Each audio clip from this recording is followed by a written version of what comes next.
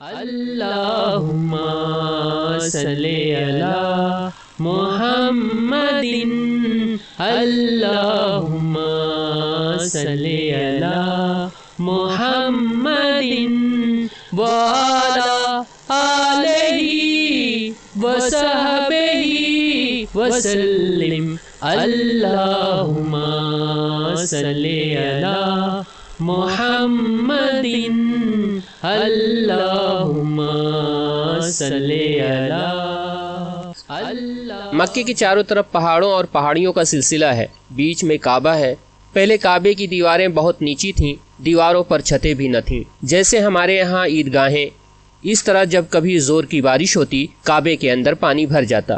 ایک بار کا واقعہ ہے، مکے میں بہت زبردست سیلاب آیا، بہت سی عمارتیں ڈھہ گئیں، کعبے کے اندر پانی بھر گیا، اس سے دیواروں میں شگاف پڑ گئے، بنیادیں کمزور ہو گئیں۔ یہ چیز مکے والوں کے لیے ایک مسئلہ بن گئی، انہیں اس کی مرمت کی فکر ہوئی، اوروں کی طرح آپ کو بھی ہوئی۔ کعبہ ان کے لیے سب کچھ تھا، یہ ان کا عبادت گھر تھا، ان کے بتوں کا گڑھ تھا، پھر دور دور سے لوگ اس کا طواف کرنے آتے، اس سے ان کی تجارت کو فروغ ملتا، کاروبار میں ترقی ہوتی۔ اتنا ہی نہیں، اس کی وجہ سے انہیں لوگوں کی نظروں میں ایک اونچا مقام حاصل تھا، آنے والے ان کی عزت کرتے، اپنے سے اونچا اور برتر سمجھتے، کیونکہ یہ کعبے کے ہمسایہ تھے، اس کے خدمتگار اور پاسبان تھے، اس سے متعلق مختلف عہدوں پر سرفراز تھے۔ یہ لوگ ایک جگہ جمع ہوئے، آپس میں مشورہ کرنے لگے، کیا کیا جائے؟ کیا پرانی عمارت ڈھا دی جائے اور پھر سے نئی عمارت بنائی جائے؟ اگر ایسا کرنا ہے تو اس کا بیڑا کون اٹھائے گا؟ کون اسے ڈھائے گا؟ پھر کون اسے تعمیر کرے گا؟ کعبہ اللہ کا سب سے مقدس گھر ہے، وہ ڈرتے تھے کہیں اسے ڈھانے سے اللہ ناراض نہ ہو جائے، کہیں سر پر کوئی بلا نہ آ جائے۔ عقل حیران تھی، کریں تو کیا کریں؟ لیکن عمارت بالکل بوسیدہ ہو چکی تھی، بنیادیں کمزور پڑ چکی تھیں، ہر آن اس کے ڈھہ جانے کا خطرہ تھا، اس کی نئی تعمیر کے سوا کوئی چارہ نہ تھا۔ چاروں ناچار انہوں نے ڈرتے ڈرتے اسے ڈھانے کا فیصلہ کر لیا، لیکن ابھی ایک مسئلہ اور تھا، نئی عمارت مضبوط اور پائیدار ہونی چاہیے، اس کے لیے عمدہ سامان کیسے فراہم ہو؟ ماہر کاریگر کہاں سے آئیں جو سلیقے سے پتھر جوڑ سکیں اور ایک خوبصورت اور مضبوط عمارت تیار کر سکیں؟ خدا کا کرنا، انہی دنوں ایک رومی آدمی مصر سے جہاز لے کر چلا، وہ حبشہ یعنی ایتھوپیا جا رہا تھا۔ جہاز جدہ کی بندرگاہ پر پہنچا تو ساحل سے ٹکرا کر ٹوٹ گیا۔ اس جہاز پر عمدہ قسم کی لکڑیاں تھیں، بہترین قسم کا تعمیری سامان تھا۔ اس آدمی نے سارا سامان بندرگاہ پر اتار دیا اور انتظار کرنے لگا کہ کوئی جہاز حبشہ جانے والا ملے تو سامان لاد کر لے جائے۔ قریش کو خبر لگ گئی، فوراً کچھ آدمی دوڑائے، جہاز والے کا نام باقوم تھا، یہ لوگ جا کر اس سے ملے، اسے اپنی ضرورت بتائی، وہ بخوشی سارا سامان بیچنے پر تیار ہو گیا۔ اس نے انہیں بتایا کہ وہ ایک ماہر معمار بھی ہے۔ اب کیا تھا، ان کو تو کاریگر کی تلاش تھی ہی، بیٹھے بٹھائے ایک اچھا کاریگر مل رہا تھا۔ انہوں نے کہا، اچھا تو آپ بھی ساتھ چلیں اور اس اہم کام میں ہمارا ہاتھ بٹائیں۔ باقوم نے جا کر کعبے کو دیکھا، اس نے کہا، اس کی تعمیر بہت آسان ہے، البتہ صحن میں کچھ ستون کھڑے کیے جائیں گے تاکہ چھت پڑ سکے، اس طرح عمارت مضبوط رہے گی، آندھی کے جھونکے آئیں یا سیلاب کے تھپیڑے سب سے محفوظ رہے گی۔ خود ان کی بھی یہی خواہش تھی، اس لیے کہنے سے پہلے ہی منظور تھی۔ مکے میں ایک مصری آدمی رہتا تھا، قبطی نسل کا، سلیح اس کا نام تھا، لکڑی کے کام میں ماہر تھا۔ باقوم کی مدد کے لیے وہ بھی بلا لیا گیا۔ قریش نے کعبے کے الگ الگ حصے کیے اور آپس میں بانٹ لیے کہ اسے ڈھانے میں ہر قبیلے کا ہاتھ رہے، تعمیر کے شرف سے کوئی بھی محروم نہ رہے۔ ڈھانے کا وقت آ گیا، لوگ پھر لرز اٹھے، جسم کے رونگٹے کھڑے ہو گئے، وہ پھر پسو پیش میں پڑ گئے، ڈھائیں نہ ڈھائیں، کیا کریں؟ ابرہا کا حشر لوگ اپنی آنکھوں سے دیکھ چکے تھے، جو کعبے کو ڈھانے کے ارادے سے نکلا تھا، پورے لاؤ لشکر کے ساتھ آیا تھا، لیکن نہ کعبے تک پہنچ سکا نہ واپس جا سکا، پورے لشکر کے ساتھ تہس نہس ہو گیا۔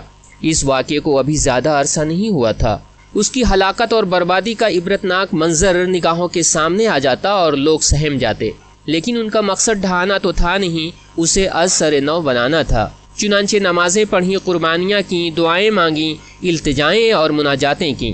پھر ایک آدمی آگے بڑھا، خوف سے اس کا جسم کانپ رہا تھا، وہ تھا ولید بن مغیرہ۔ لرزتے ہاتھوں سے اس نے کدال پکڑی اور ایک ستون ڈھا دیا۔ ہر طرف سناٹا چھایا ہوا تھا۔ لوگ خوف و دہشت کے ساتھ چپ چاپ کھڑے دیکھ رہے تھے۔ انہیں انتظار تھا کہ ولید کا کیا حشر ہوتا ہے، وہ کس بلا میں گرتا ہے۔ رات گزر گئی، نئی صبح نمودار ہوئی، لیکن ولید کو کچھ بھی نہ ہوا، اس پر کوئی آفت نہ آئی۔ اب قریش کی ہمت بندھی، دلوں کو اطمینان ہوا اور کعبے کی عمارت ڈھانی شروع کر دی۔ ڈھانے میں سب نے حصہ لیا، پتھروں کو ہٹانے میں بھی سب شریک رہے۔ ڈھاتے ڈھاتے ایک سبز پتھر پر پہنچے، اس پر بھی کدالیں ماریں، کدالیں چھٹک چھٹک گئیں اور چٹان جوں کی توں رہی۔ پھر وہی نئی عمارت کی بنیاد بنی۔ قریب ہی پہاڑیوں کا سلسلہ تھا، وہاں سے پتھر ڈھو ڈھو کر لائے اور نئی عمارت بنانے لگے۔ آپ اور آپ کے سارے چچا اس کام میں پیش تھے۔ دیکھتے دیکھتے محکم دیواریں کھڑی ہو گئیں۔ کعبے کی پرانی دیوار میں مشرق کی طرف ایک کالا پتھر تھا اور اب بھی ہے، اس کو حجر اسود یعنی کالا پتھر ہی کہتے ہیں۔ عرب اسے بہت متبرک سمجھتے۔ اسلام میں بھی اس کا خاص مقام ہے۔ کعبے کا طواف کرتے ہیں تو ہر طواف اسی سے شروع کرتے ہیں، اسے بوسہ بھی دیتے ہیں۔ قریش نے وہ دیوار کچھ اونچی کر لی، اب حجر اسود رکھنے کا وقت آیا۔ سوال پیدا ہوا، یہ شرف کس کے حصے میں آئے؟ کون اسے اس کی جگہ پر رکھے؟ کوئی قبیلہ بھی اس شرف سے محرومی پر تیار نہ تھا۔ ہر ایک یہ سعادت خود حاصل کرنا چاہتا تھا، دوسروں کے مقابلے میں اپنے کو زیادہ حقدار سمجھتا تھا۔ لوگوں میں نوک جھوک شروع ہو گئی، اختلاف بڑھتا گیا، حالات بگڑتے گئے اور پھر معاملے نے ایک سنگین صورتحال اختیار کر لی۔ وہ دل جو اب تک جڑے ہوئے تھے، اللہ کے گھر کے نام پر شیر و شکر ہو گئے تھے، پھٹنا شروع ہو گئے۔ ان میں نفرت و عداوت کی آگ سلگنے لگی۔ 5 راتیں گزر گئیں، شدید ہنگامہ بپا رہا، نہ کوئی بات طے ہوتی، نہ کسی رائے پر اتفاق ہوتا۔ حالات سنگین سے سنگین تر ہوتے گئے، لوگ آپس میں کٹ مرنے کے لیے تیار ہو گئے۔ بنی عبدالدار اور بنی عدی دونوں زبردست قبیلے تھے، انہوں نے آپس میں گٹھ جوڑ کر لیا۔ دونوں نے عہد کیا، یہ شرف کسی حال میں ہاتھ سے جانے نہ دیں گے، کسی اور قبیلے کو اس کے قریب بھٹکنے نہ دیں گے۔ عرب میں دستور تھا، جان دینے کا عہد کرتے تو پیالے میں خون بھر کر رکھتے اور عہد کرنے والے اس میں اپنا ہاتھ ڈبوتے۔ انہوں نے اس موقع پر یہ رسم بھی ادا کر لی۔ تلواریں میان سے باہر آ گئیں اور یہ ہوا کہ اب اس جھگڑے کا فیصلہ تلواریں کریں گی۔ اس وقت ابو امیہ بن مغیرہ اٹھا، یہ قریش کا سب سے زیادہ سن رسیدہ اور جہاں دیدہ آدمی تھا، ہر ایک اس کا احترام کرتا، اس کی بات کے آگے سر جھکا دیتا۔ اس نے بڑی دل سوزی کے ساتھ کہا، میرے بھائیو، عزت اور سرداری میں تم سب کا رتبہ برابر ہے، بلا وجہ آپس میں جھگڑو نہیں، نفرت اور عداوت کی آگ نہ بھڑکاؤ، عقل و ہوش سے کام لو اور میری بات مانو۔ پہلا قریشی جو باب الصفا سے داخل ہو کر آئے، اس کا فیصلہ اسی پر چھوڑ دو۔ اللہ کی رحمت شامل حال ہوئی، یہ رائے سب نے مان لی۔ کعبے کے گرد حرم شریف کی 4 دیواری تھی، اس کے دروازوں میں سے ایک کا نام تھا باب الصفا، کیونکہ یہ صفا پہاڑی کی طرف کھلتا تھا۔ سب نے نگاہیں باب الصفا پہ گڑا دیں اور انتظار کرنے لگے کہ ان کی قسمت کا فیصلہ کس کے ہاتھ میں جاتا ہے اور وہ کس طرح اس بدھی کو سلجھاتا ہے۔ رب کا کرشمہ دیکھو، تھوڑی ہی دیر بعد ایک خوبصورت جوان باب الصفا سے نمودار ہوتا ہے۔ وہ تیزی سے خانہ کعبہ کی طرف بڑھتا ہے، دیکھتے ہی دیکھتے سب پکار اٹھتے ہیں، امین امین، محمد امین کا فیصلہ تسلیم۔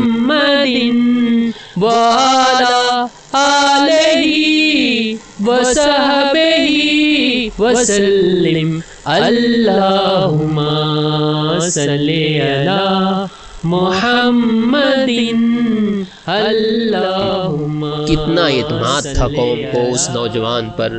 پوری قوم میں کوئی نہیں جسے اس کی دیانتداری پر شبہ ہو، کوئی نہیں جسے اس کا فیصلہ ماننے میں تعامل ہو۔ دیکھنا ہے آج اس نازک موقع پر وہ کیا کردار پیش کرتا ہے۔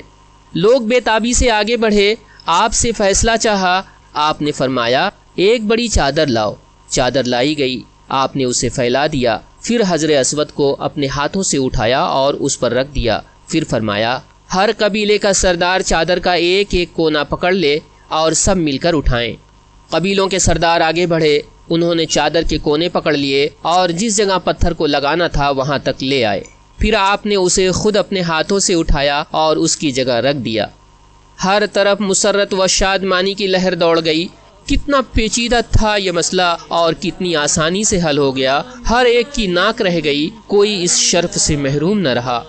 آپ کی حکمت و دانائی سے ایک زبردست فتنہ دب گیا، قوم انتہائی تباہ کن خانہ جنگی سے بال بال بچ گئی، دشمنی و عداوت کے شعلے بجھ گئے، سب پہلے کی طرح شیر و شکر ہو گئے۔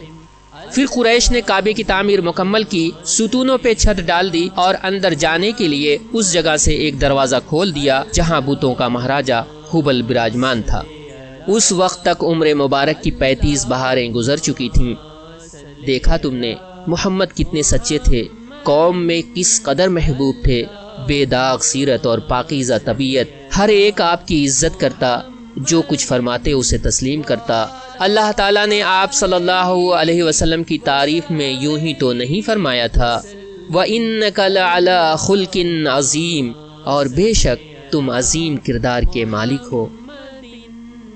دوستو اگر ویڈیو آپ کو پسند آتا ہے تو آپ اسے لائک کریں، شیئر کریں، کمنٹس کریں، اور اگر ابھی تک آپ نے ہمارا چینل سبسکرائب نہیں کیا ہے تو اسے سبسکرائب کریں۔ سیرت النبی کا یہ سلسلہ ابھی جاری ہے، اس لیے سبسکرائب کر کے بیل آئیکن ضرور دبا دیں تاکہ آنے والی اس کڑی کے ویڈیو کا نوٹیفیکیشن آپ کو ملتی رہے۔ شکریہ۔